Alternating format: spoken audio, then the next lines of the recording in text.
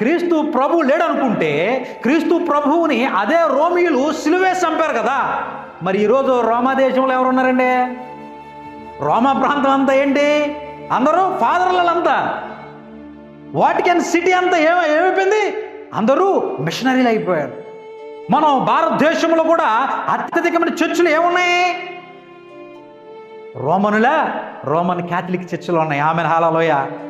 ఆయన దేవుడు కాకపోతే సిలువ వేసిన అదే రోమా ప్రభుత్వం ఈరోజు ఆయన మోకాళ్ళ మీద పడి ఎందుకు గోజాడుతుంది? పాయింట్ ఏంటనంటే సిలువ వేసిన వాళ్ళే ఆయన కిందకి ఆయన మోకాళ్ళను పట్టుకోవడానికి వచ్చారు.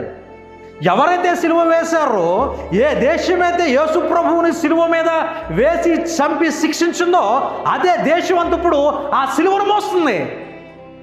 అదే దేశం ఇప్పుడు ఆ సిలువను పట్టుకుని ఊరు ప్రకటిస్తుంది. ఆ సిలువను పట్టుకుని మన భారతదేశం కూడా వచ్చింది. ఆ సిలువను పట్టుకుని ఎన్నో మిషనరీలు వచ్చాయి. ఆ సిలువను పట్టుకుని ఎంతో వైద్యాన్ని అందిస్తున్నాయి. ఆ సిలువను పట్టుకుని ఎంతో అనేక మందికి చదువులు ఈరోజు మన భారతదేశంలో చెప్తున్నారంటే ఎవరి వల్ల? అదే రోమా ప్రభుత్వం వల్ల కదా. మరి ఆయన దేవుడు కాకపోతే వాళ్ళే శిక్షించారు కదా.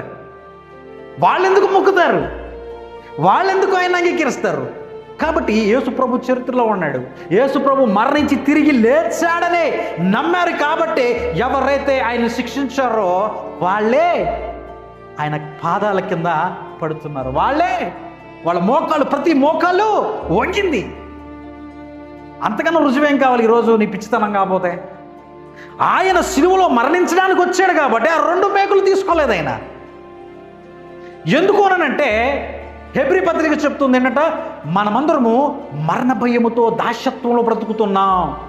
ఈరోజు మీరు ఏ ప్రాంతానికి వెళ్ళినా, ఏ ప్రదేశానికి వెళ్ళినా, ఏ ఒక్క మతంలో చూసుకున్న ప్రతి ఒక్కరికి ఒక నిరీక్షణ.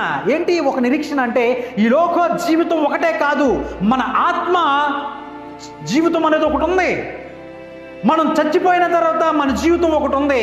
ఈ ఆత్మ ఆ పరమాత్మను చేరాలి. కాబట్టి ఈ ఆత్మ విషయములు ప్రతి ఒక్కరు మొరపెడతారు. ఈ ఆత్మ నిత్య నరకంలోకి వెళ్ళిపోకూడదు.